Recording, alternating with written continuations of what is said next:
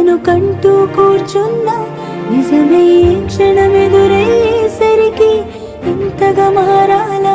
నీలోనే జీవిస్తున్నా, నీతో జీవితం అనుకున్నా, బదులుగా మిగిలిన బాధల భారం మోస్తూ బతకాలా?